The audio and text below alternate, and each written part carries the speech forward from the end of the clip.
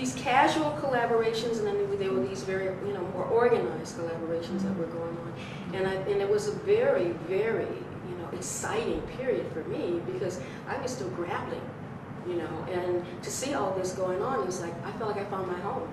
Found my home not specifically in a building, but in terms of with people, And I think one thing, I got this tape of a conference that Howardina was a part of, Howardina Pendel, and with that, part of what she was saying and part of what the whole panel was saying is that we don't have to come to you or the main culture with our hats in our hands, right, saying, please validate us. We were validating ourselves. And when you go with your hat in your hand, then whoever you're going to has the upper hand still, right? Because you're coming to them in that posture. So we were creating, I guess you might say, our own infrastructure, our own validation, knowing that what we were doing was important to us. Well, a lot of this, now I'm going to say two things here you may or may not agree with, but see, I was talking to somebody the other day, and it was about, the conversation kind of came around to like, who are you? Who are these people? Because for some people we are unknown entities. And so I tried to give them this idea that, whether you realize it or not, even though you may know of, say, David Hammond and maybe some other people from this particular era, I know one thing. When I met the men who were hanging at Studio Z, I was a lot younger than those guys, and so I was always being challenged. Like, you're the young pup, you're sticking his head in the door, right? And those cats would challenge me with some really intense stuff from the hood, aesthetic stuff about what am I making.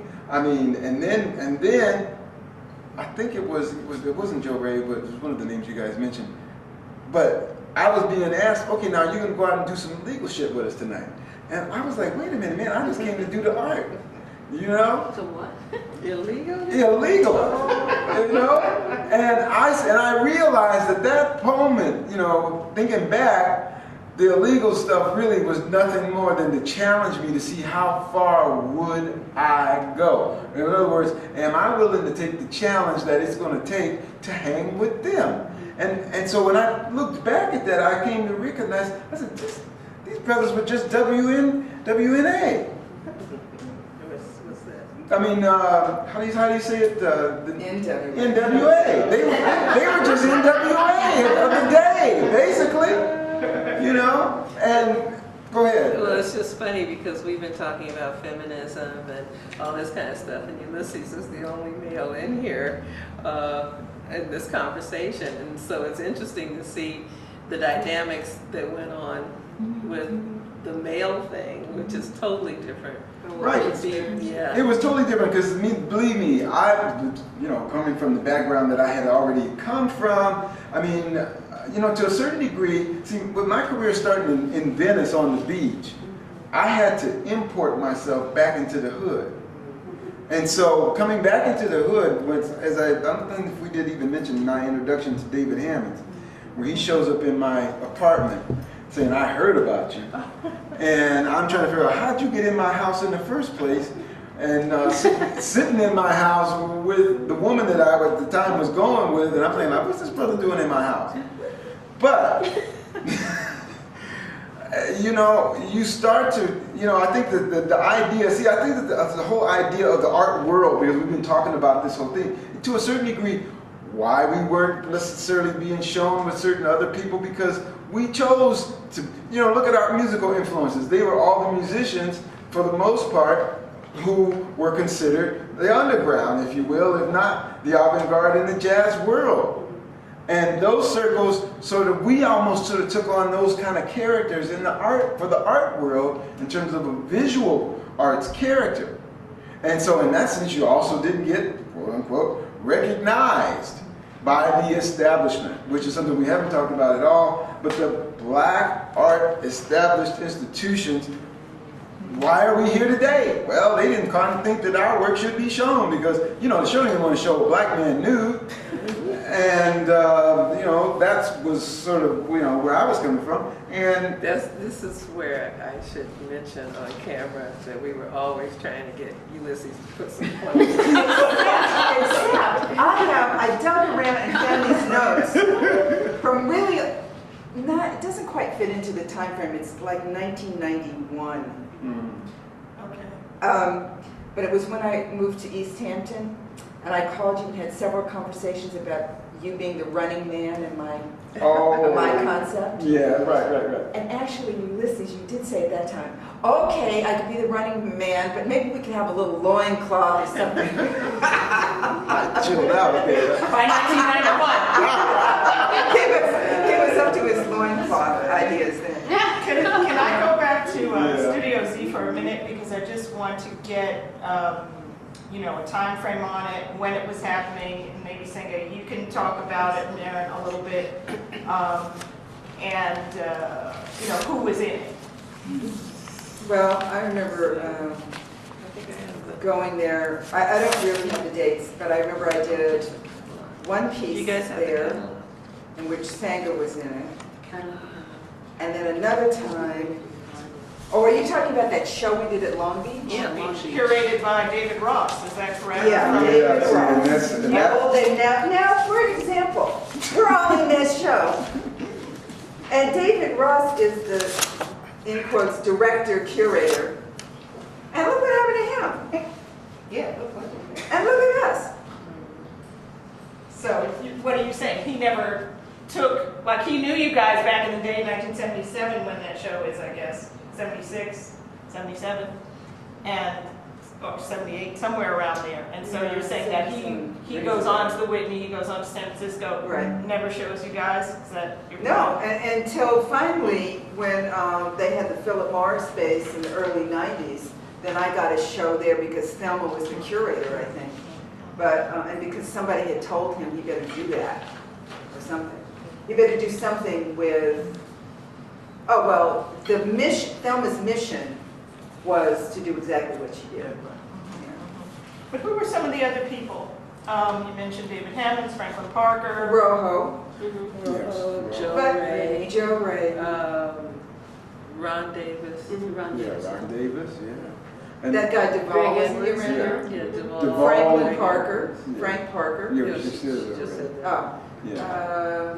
There are other people too. I know Kamal did something through there too. Yeah. Kamal was a poet, but he is a poet. Come out, Dawood. Was part of Studio Z. Yeah, there was, because there were like things that were going on that were not, people came in and did things. I think Jan Lau tried to work on publicity. I think Darlene, Pearson tried to work on some things in terms of publicity. And I think she brought in Doug Karn, but in terms of performance. So there were people who, came in and tried to, to help move it along. I know the way that they paid their rent was basically by way of some kind of rent parties, by way of some kind of events, dances they rented out to people who wanted to basically do something else. But there were, and then also KPFK was broadcasting some things from performances from there, some musical performances. So Senga and I went over there one time, or more than one time, and did like exercise classes. Oh, yeah. And then we had that performance on Easter Sunday, Forgotten the Year. And there was some other stuff too that I brought, like for instance, when we did performances, they would be sponsored by someone, and this one called Segways, this was Houston Conwell, Maren, myself, Parker, and Yolanda. Yolanda Vidijo? Yeah. Yolanda? Vidijo. Is that her name? Mhm. Vidijo? I don't know, but Vidaldo. But anyway, and Roberto, I think, Oh, really? was part of that too. I don't even remember this. What is this? Remember we did this? The one with Yolanda and she had like feathers on or something? Well, that was something different, I think. But yeah, and you were paired, Houston and yourself and Parker and Yolanda, or vice versa, and Houston and Parker placed things upon you, and then you would then interact with whatever Right. form they had put on you. Do you remember that? Okay, Were there well, Venetian blinds involved? well, there was a ladder, you went up a ladder, and, well, anyway. So it was sponsored by Los Angeles Printmaking Society, and I believe Houston was responsible for pulling them in. But we would do these performances either before an actual exhibit or in relationship to, you know, some of these sponsored sponsors. And that was in downtown. Did you come to this? I don't know. Oh, that was in downtown LA.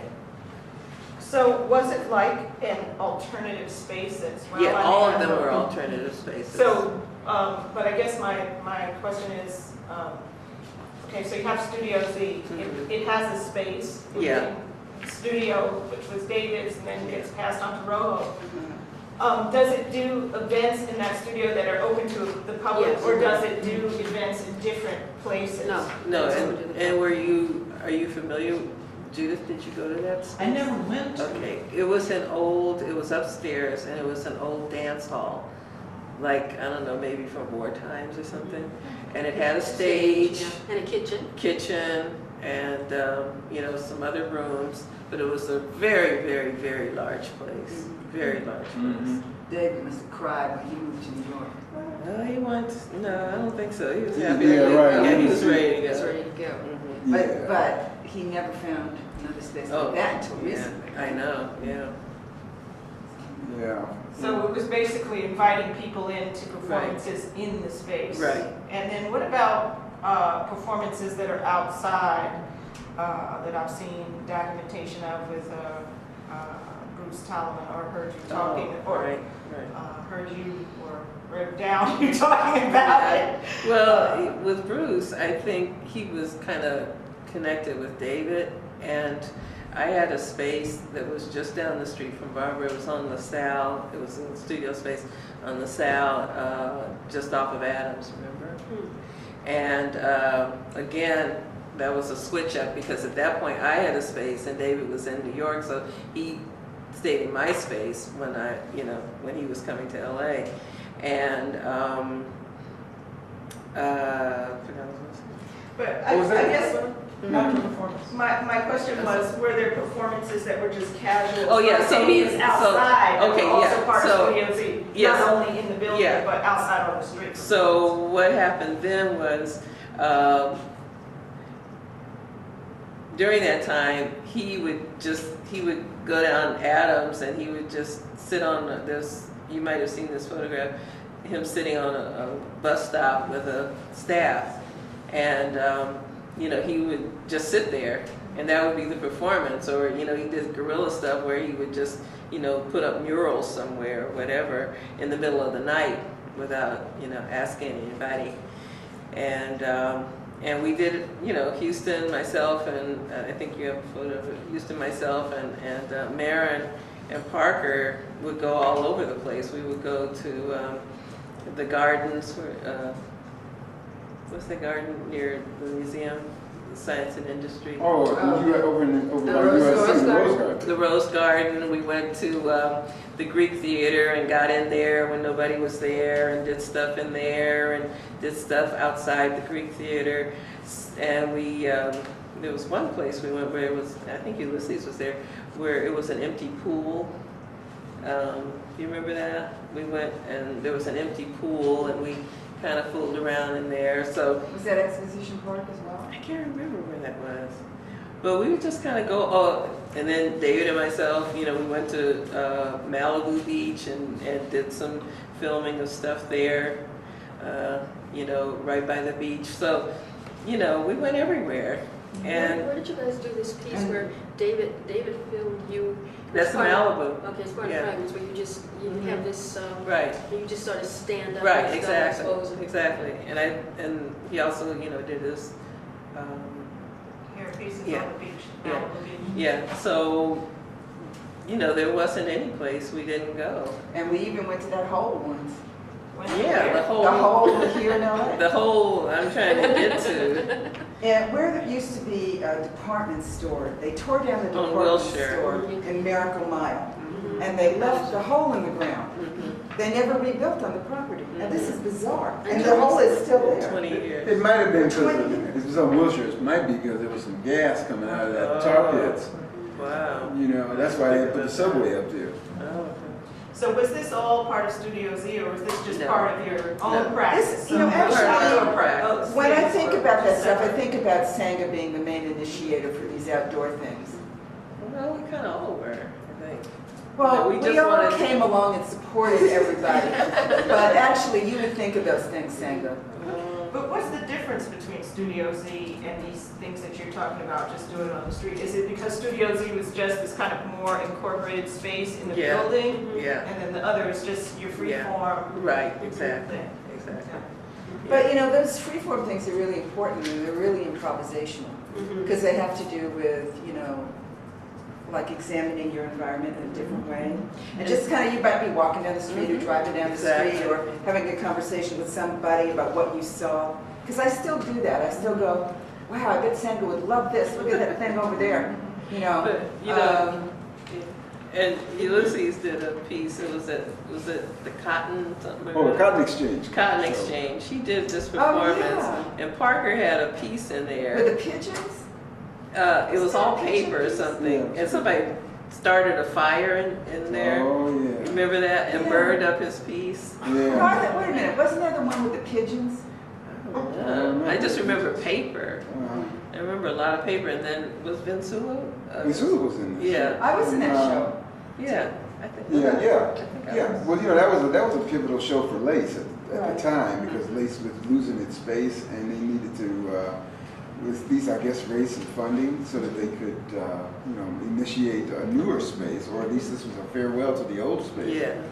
And, you know, when you guys are talking about, I was thinking about the first time I came to Studio Z, I had noticed that David had done all these African type of markings and symbolism all up and down saucer. No, I never noticed that. Yeah, and, you know, he's going On on the telephone poles. It was sort of like the stuff that he ended up Right. doing in New York and Harlem. Right. And I said, man, I didn't notice this before. He says, man, you better watch out. You're in my place. And basically, though, he was, you know, in conversations with him on that level, would really be spelling out the way in which, as an artist of that particular time, how do you define your own, not only your own personality, but your own in your work, but your own space, literally, to the extent that it could reach out. And you know, and a lot of that has to do, I think, with, for me, it did eventually, because of the neglect from, more than anything else, the black institutions. Because for the most part, you know, I made a lot of work that was for a black audience that the black audience has never seen, and that's always been hard, because for the most part, they have this sort of ideal, and sort of traditional ideal, I tend to think. And I don't want to insult any of some of the artists that we could have mentioned in this conversation who are part of that, but I do know that those traditional institutions, and I'll be more frank, the California African American Museum. Well, actually, I have a couple of pieces in there, but one of the pieces, the second time I saw it, they had hung it backwards. Yeah, well, that sounds like them. And the other one I never saw again. Okay, And I never hear from them. right. And I'm you know, see, the thing is, and I know I can't speak for New York, but I know in LA, the ethnic museums have, and in some ways, I think done a lot better. The other ethnic museums, a lot better job of supporting and exhibiting the contemporary artists that are living. You know, we Well, the should. Getty Museum has a real multi-purpose. It's a multi-catch-all. You know, let's have a few athletes over, Oh. let's have some this kind and that kind, and, you Well, know, it's. I mean, it's- I'm only- It's always had a It's a- historical and cultural Yeah. But dimension. it's also a municipal center. I mean, that's the thing about LA, which is different from the East Coast. Right. There are fewer places. They start out later. The bigger ones are municipal. That's a municipal site. So you're talking about government money. Even Watts Towers, government money. You know, I mean, even though something like Studio Museum gets a lot of government money, They're essentially they're- a private institution. They're a private institution. Right. You know, so I think that's part of the difference. Okay, you know? then let me ask you this. Now, I was just in a show there called Black In and Out of the Box. And At the CAAM? yes, Yeah. and they give us a show with no opening. But that's money. It's California. It's money. It's municipal. Right. You know, to play the devil's advocate, to be a person who supports Black institutions, because that's how I got my training as a curator. No, I understand that. Without a Black institution, my first job was at Studio Museum in Harlem, even before I graduated from college. Mm-hmm. And, you know, and alternative spaces that let me have a voice as a curator, that let me curate. Now what people do is they work for these private galleries who give them that. But I think part of it is the money. That was, the money, and there are just fewer of them. I understand the money, believe me, because the money doesn't have to be funny just because you're talking about a museum. But at the same point, I felt, coerced artists to be a part of this no opening kind of equation by offering us as an alternative a gathering of the artist. You know, in other words, we're going to have a reception for the artist. And I said, well, if you're going to have a reception for the artist, you know, sushi. Oh, so they're going to give you a dinner? Yeah, they're going to, well, anyway, a reception for the artist. I said, well, why don't you take that same money and just say, we're going to have an opening and invite the public. I mean, we can meet each other at an opening.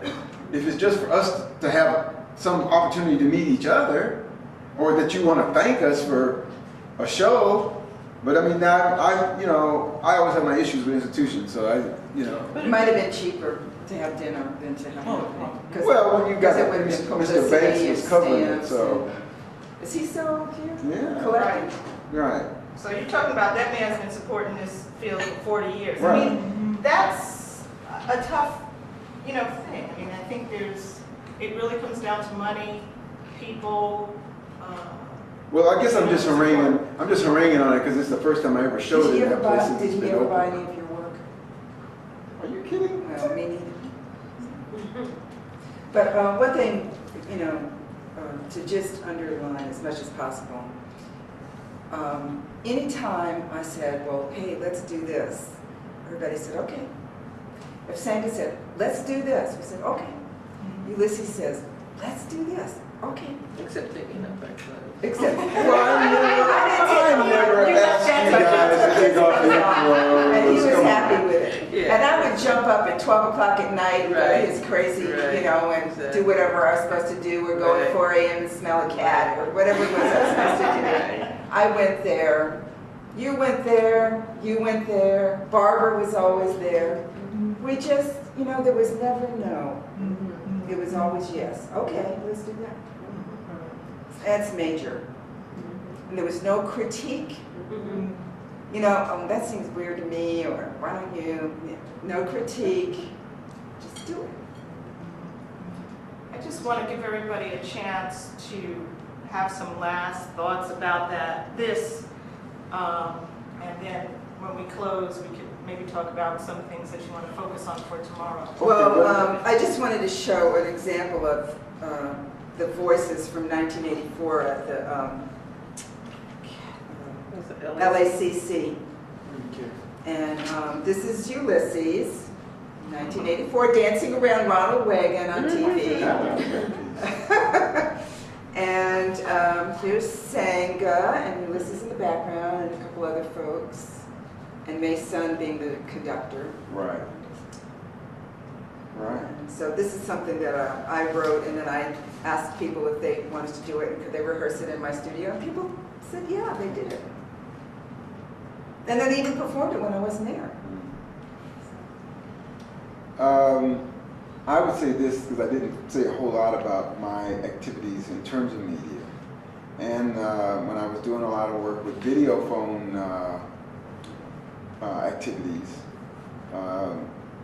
that work, once again, so the thing that I tended to find out, and I tried to bring some of the notions of that work into our collaborations in more terms of working with media, because I think that's the thing that made us, if nothing else, like let's say looking at a sports team. I mean, we had different levels of approaches that we could bring to the table, and I think that's what made it really fun.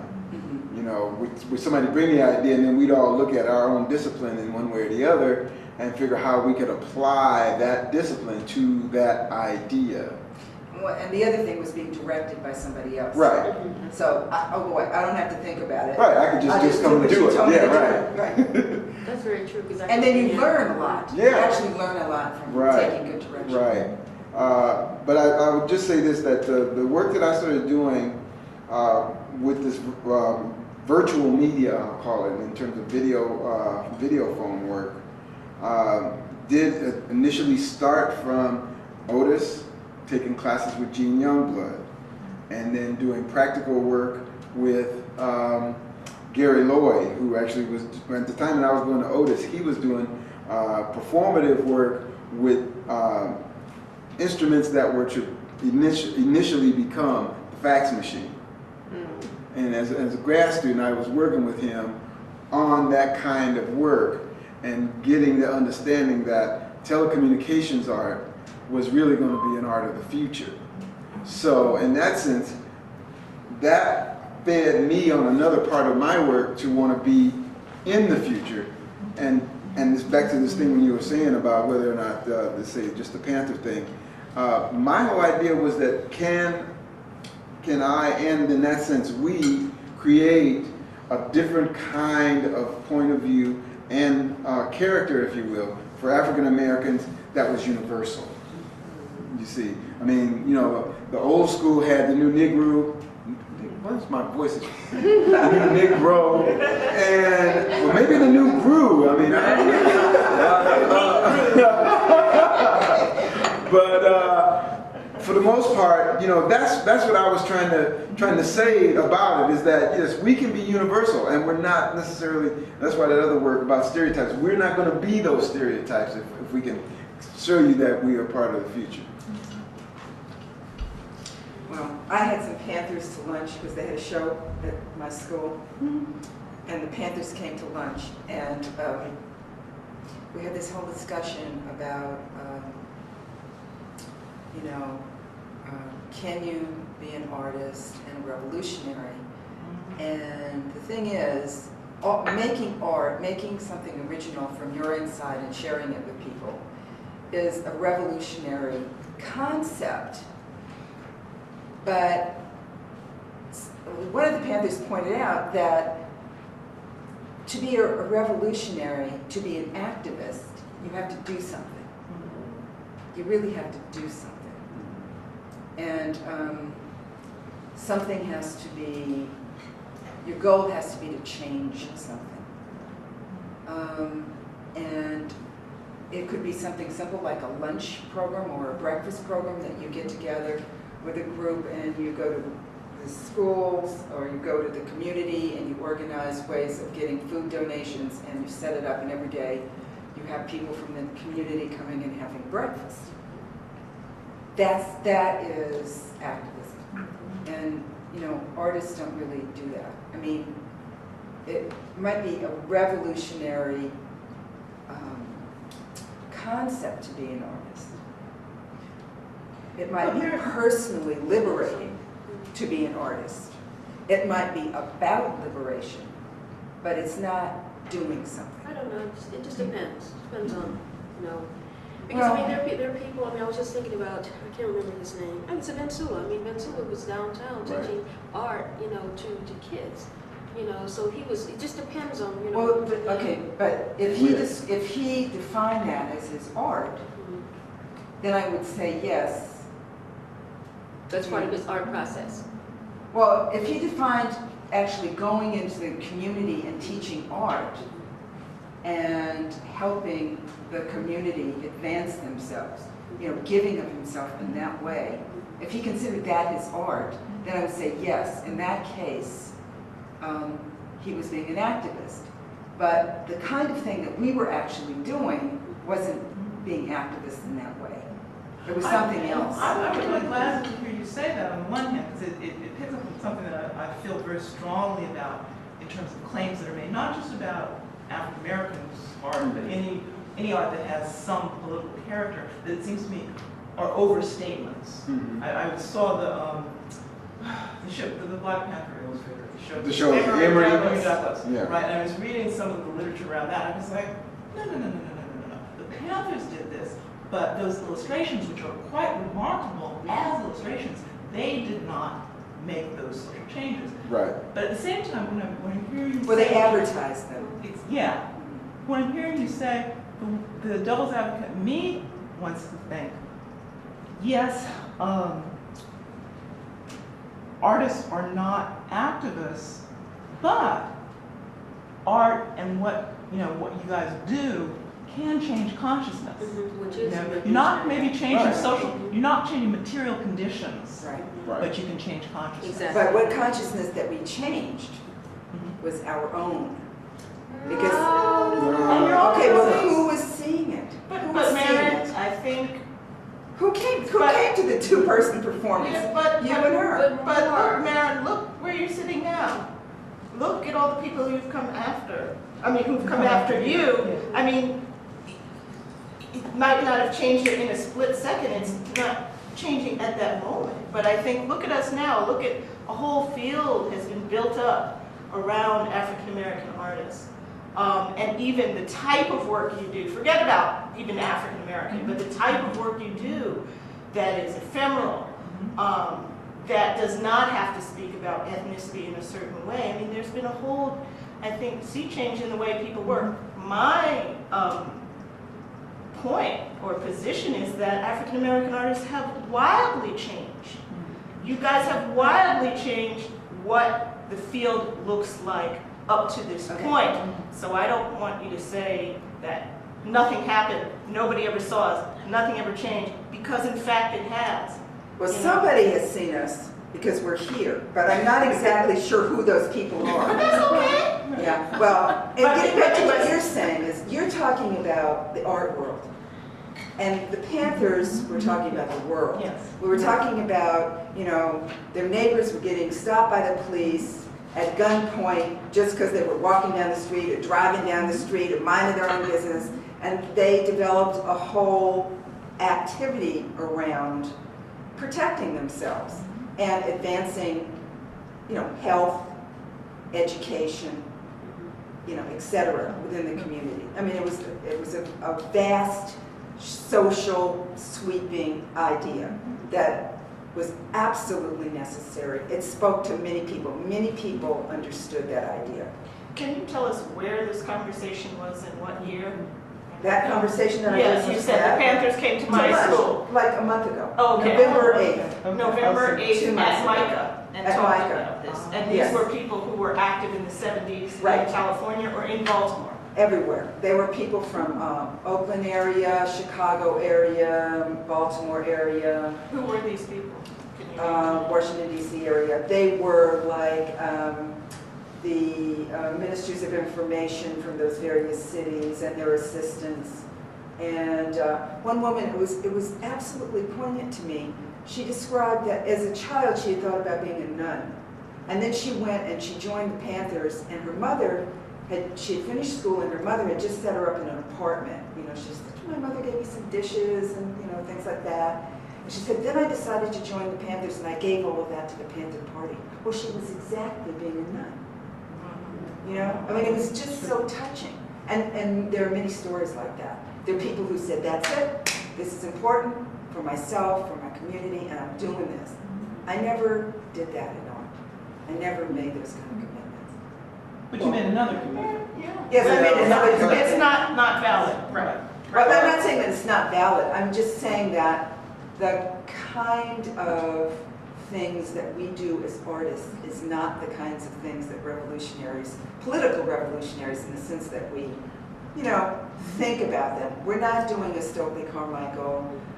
We're not doing, a Dr. King. We're just not doing that stuff. Yeah, but think of all those people. They need words. They need images.